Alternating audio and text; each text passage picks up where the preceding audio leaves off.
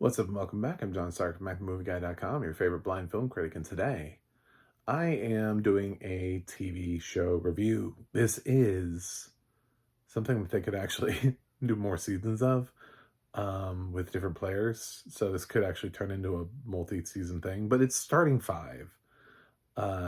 So will they? I don't know. I don't know if they'll do more seasons of this, but this is a basketball docu-series where they randomly picked five NBA players and followed them for a year. Uh, so this was an interesting choice because I'm thinking there were other players that I maybe would have picked. But then again, that's just my perspective from, like, I thought it's weird. Like, if you're really trying to say these are the five best players in the NBA, it's really hard to not have Steph Curry here. He's had a documentary about him, but then again, LeBron has had a lot of coverage too. It's really weird that Steph Curry is not one of the five. Arguably still one of the best players on the court. And I don't think that that's like a really debatable thing either. I suppose some people would say KD also, Kevin Durant. Um, the fact that they're both absent from being one of the five makes me think, well, in a later season, if you use one of them as like the most well-known, replacing LeBron, you could do like next season could be Steph Curry and like four other players. Not that I didn't know who all of them were, but there were players here that I didn't know. Anyway, this series has audio description done by Descriptive Video Works, and it's we'll talk about that. For my blind fans, I have a purple hat on backwards, black sunglasses, and I'm wearing an X-Men t-shirt.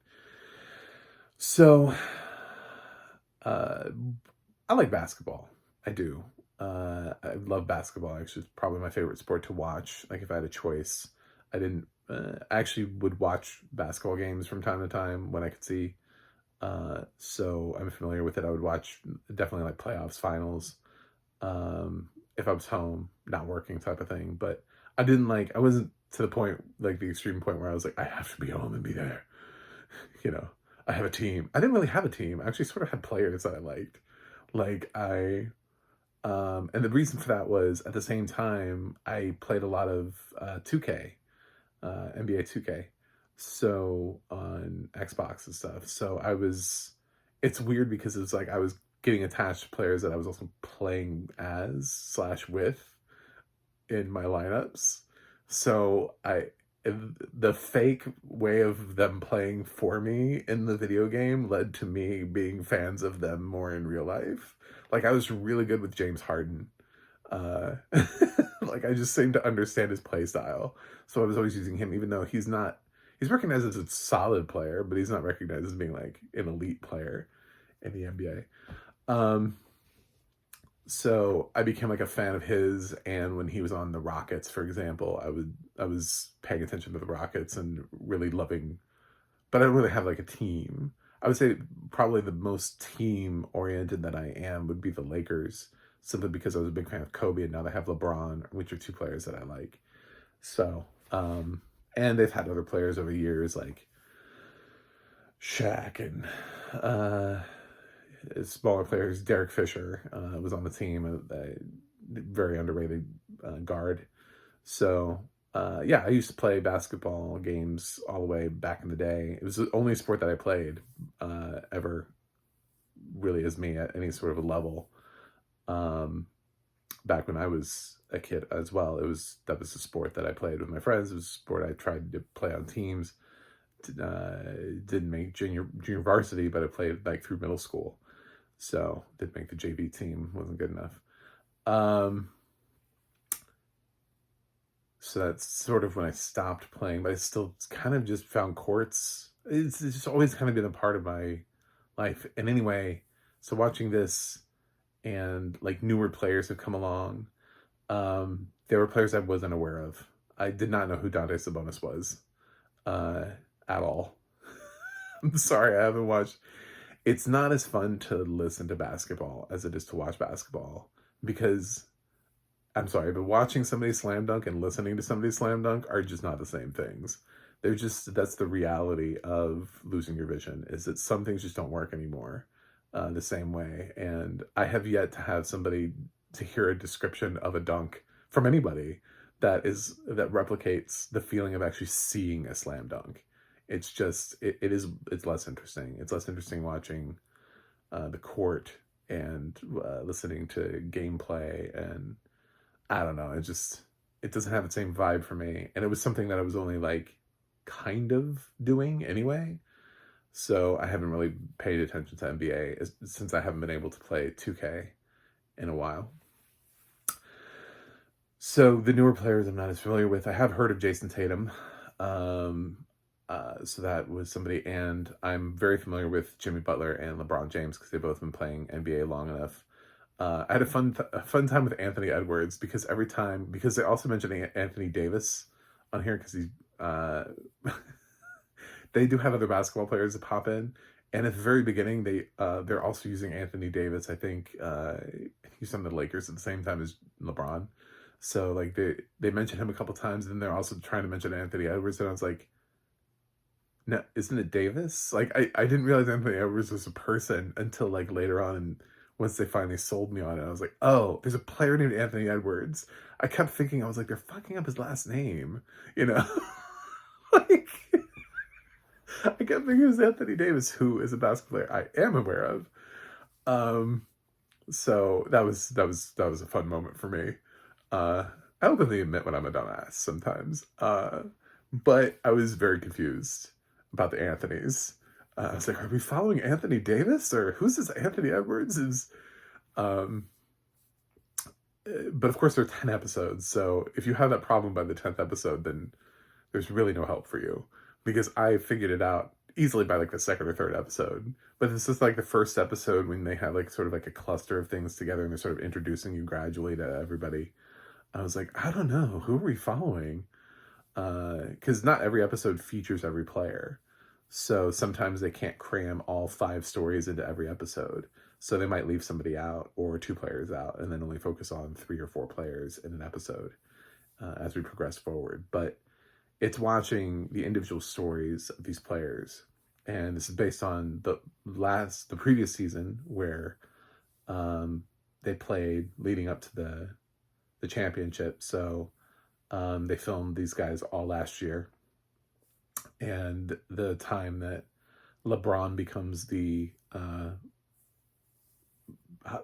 highest scoring player ever in the NBA, the most points ever in the NBA. We get to see that moment and celebrate that because that happened last year, which is an obvious reason to have him as one of the 5, other than the fact that he's the face of the NBA still.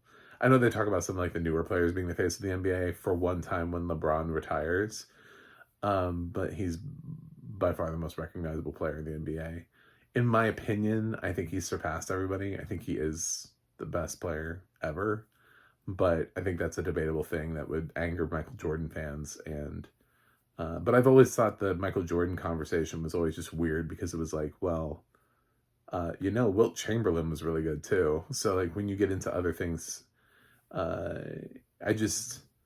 think when you saw Jordan come and go and play other sports and then come back on the Wizards, I think really the Wizards is what brings down his like overall like greatness rating. Is like LeBron has managed to like bounce around from team to team and still had like really solid results. Jordan's time on the Wizards is just like, it's really not good. It's really just, it's not great. And for the other players that everybody always debates about, like, oh, were they better than Jordan? I mean, Kobe finished out on the Lakers. He played for one team, which is another reason why it's like, he was always on the Lakers. It was basically, like safe zone for him.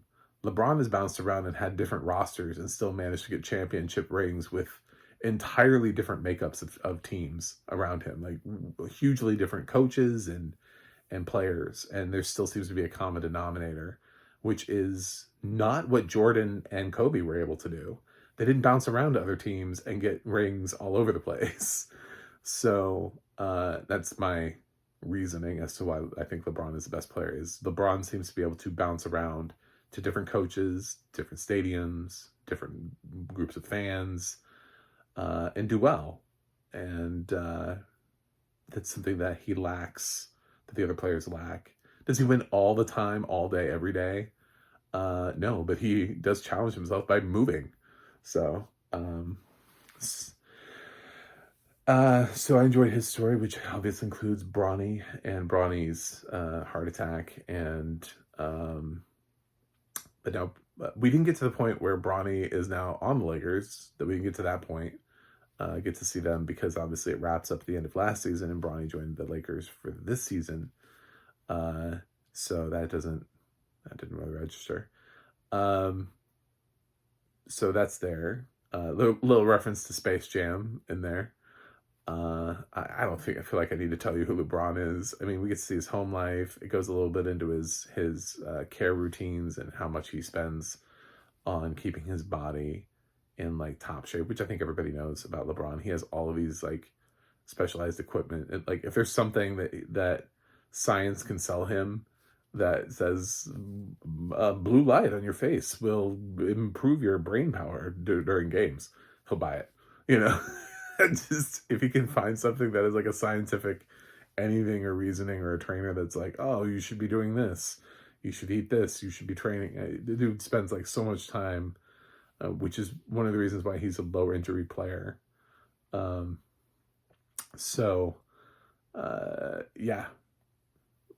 that's LeBron's stuff.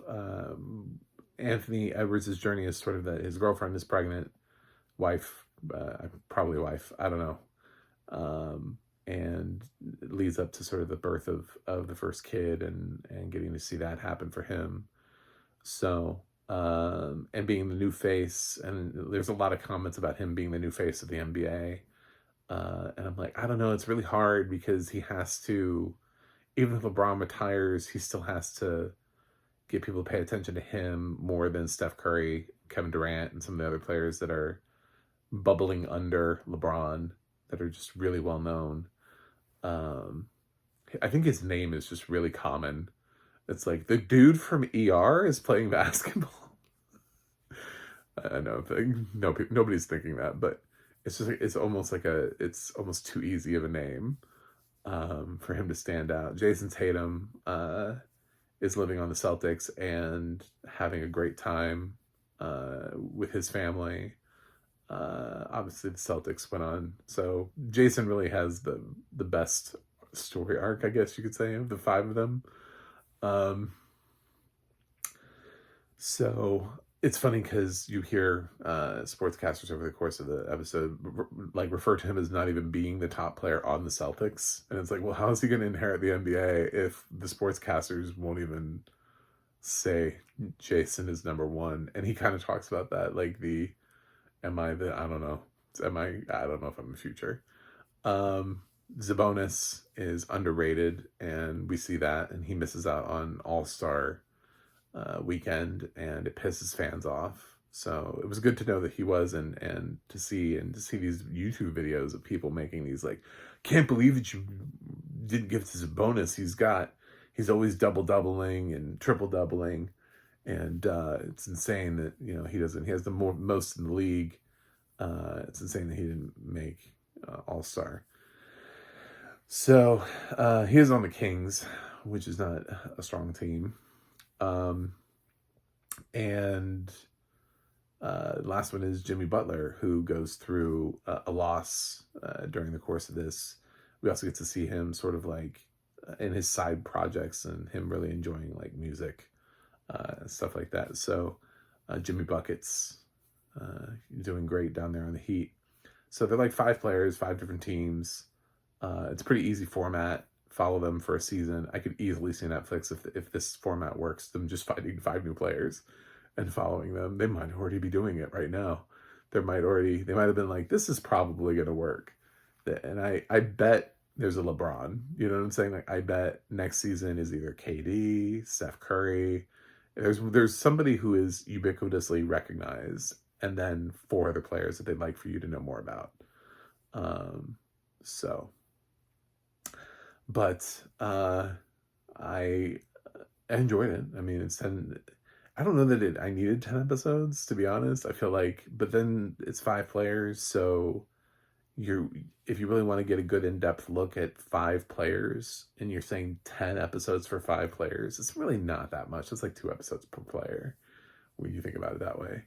So it's not a huge ask. But it does feel long. I mean, I'm not gonna lie, 10 episodes did feel like I was like, man, I'm really getting to know these guys. I really like the audio description for this. I thought the audio description did a really nice job of giving us as much as it possibly could in the moments, um, describing sort of the houses, describing the NBA footage. There were other players that popped up. There were like random celebrities like sitting out in the audience, like watching games and stuff. And they would reference like when a camera shot like one of the celebrities in the audience watching a game and their reaction to things. Sometimes those were mentioned. So lots of really great sort of interjections. Docu anything, whether it's a series or a movie to be a documentary. Um, Often we get a lot of talking head things that make it really hard for us to know who's speaking. And sort of one of the things that I would say is my only like negative about this is that the last docuseries I just watched was that Mr. McMahon series. And for that series, they realized blind people are not, we don't have daredevil powers, so we need help. Like with voice recognition. You can't tell me somebody's name and then I hear them speak for a few seconds and then suddenly like that has been imprinted on my brain for the rest of my life. And so it's nice to have those like reminders later on, like to continue to tell me when somebody is speaking. Like you've introduced me and you've told me who they are, but it's nice to say before somebody speaks, like, oh yeah, this character. And to treat them like they're characters in a movie instead of like, well, I told you who he was 8 episodes ago. How do you not remember his voice? It's like, because I'm not Jesus. I don't know. I don't know. I don't have the ability. People really underestimate. I think sighted people really just they really sort of underestimate the importance of facial recognition in their lives. And what that is when you see somebody and hear words coming out of their mouth. And when you don't have facial recognition and you have voice recognition, a lot of people sound similar. And when you have a whole bunch of people that you're introduced to at the same time, like a cacophony of new voices, it's like, I don't know who these people are. I just really struggling with, and the more people you add in that are commenting, the worse it gets. And every once in a while you get somebody with such a unique voice that you're like, okay, I can follow that. Thank you. You know, thank you, Aquafina. But, where it's like, I always know it's her. Like, I don't even need somebody to tell. It's just like, that's Aquafina. Like, I mean, like, there can be only one. She's like the Highlander of her voice. But, a lot of people have sort of voices that sound similar to other people's voices. So it's nice to have the check-ins. And this one doesn't have the check-ins, really. Yes, the 5 players that are featured heavily are really easy to remember.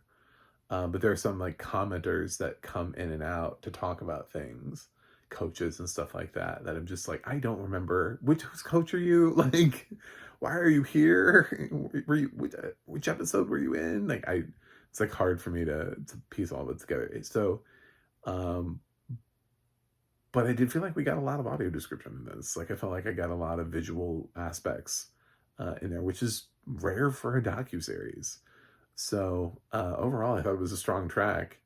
I would have maybe thrown in a little bit more of what I would call vocal check-ins.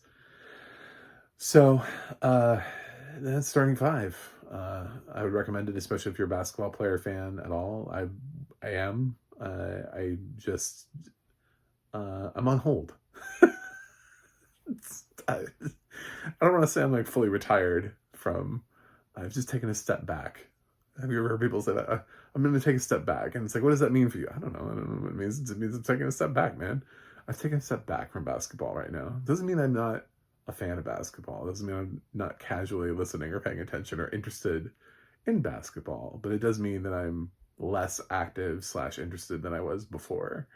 So I still found this to be a decent docuseries. I don't know that it has anything profound to say for people who need profound docuseries all the time, but I think overall it was well made. So, and I was introduced to some players that I didn't know, and now I know why they're important to the current roster of the NBA. And maybe one of them will be LeBron James one day. You know, LeBron started at a time where he was not immediately the star of the NBA. He started when Kobe was still playing, and Kobe was he was the name that he had to topple. I actually think Shaq was still playing at the time when LeBron started. LeBron also had the benefit of not having to one and done. So, I mean, he had a lot of benefits coming straight out of high school going into the NBA, which is one of the reasons why he has so many years and he's still young. They talk about like how he should retire, and it's like, I don't know, people have played in their 40s. So it's happened for other players, and they're acting like he's close to retirement age, and it's like kind of, but Kobe played into his 40s. So other players have played in their 40s. We're acting like he's like near death. He's not near death. He's probably still got a few years left in him. So he just started really early. I think he'll easily have 25 years in the NBA. I think he has 21, at least as of this. I think that maybe his 22nd season in the NBA. So I think he's easily going to hit 25 in the NBA. And it's because he got drafted out of high school, which nobody does anymore because they added the one and done, which I thought they were getting rid of. But anyway, I'm going to give this an A-, starting 5, A-. So thanks for watching. Thanks for subscribing. And I will see you guys on the other side.